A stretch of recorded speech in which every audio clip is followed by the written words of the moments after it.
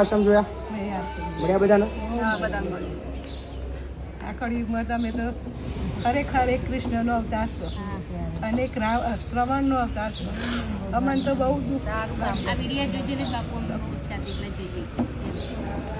બધાને એક મેસેજ આલો, તમારું બહુ વખાણ કરો. એ જ મેસેજ આલો કે આવું કોઈના વૃદ્ધાશ્રમમાં ના આવવું પડે. દરેક પોતાની જવાબદારી. આવું અમે તો કોઈ છોકરાએ આવું ના કરવું જોઈએ ને. જેના હોય એના આઈને પ્લીઝ લઈ જાઓ. હા, આ રિયલી બહુ ગલત અને છે. મા બાપાએ તમને 9 મહિના જન્મ આપ્યો અને આ મા બાપાને તમે આવી રીતના મૂકો. ખાવા પીવાનું તો આલે, પણ એ છોકરાનો જે પ્રેમ રોજ જોઈએ એને ના નથી મળે, મળે. ના મળે. બધા એ જ કહેતા હતા. સારું જમવાનું, સારું ફરવાનું, સારું પહેરવાનું બધું કાઢી આપ્યું. મૂક્યા. છોકરાઓ કે દારૂ પીવે છે. તમે તો એક સેવા કરો છો, તમે છોકરાનો પ્રેમ આલો છો, પણ એમનું જે એમના છોકરાનો જે પ્રેમ બી આલો, વિડીયો જોતા હોય ને એને છોકરાઓ પ્લીઝ એમના મા બાપ નહીં લઈ જાય. બહુ યાદ કરે છે. બહુ યાદ કરે છે.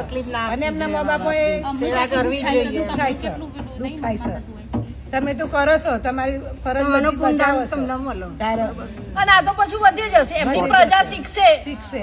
આ છેલ્લી પેઢી છે હવે. તો પછી હવે પછી હવે શરમ, સંકોચ, સમાજની બીક, ડર કોઈનું રહેવા તો અમે વિડીયો બતાવીને લોકોને શરમમાં નાખીએ છીએ, લોકોને ધમકાઈએ છીએ, લોકોને બીવડાવીએ છીએ.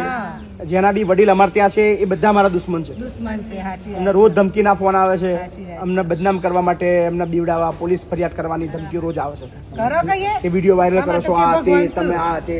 એટલે અમે તો એમના દુશ્મન છીએ જ. જેટલા લોકો રાખીએ એટલી છીએ શરમ આવતી તો એને લઈ જાઓ ને. એમને તો રાખવા નહીં, અને અમે રાખીએ છીએ એમના દુશ્મન છે. એ માં કેટલી યાદ કરે છે છોકરાઓ.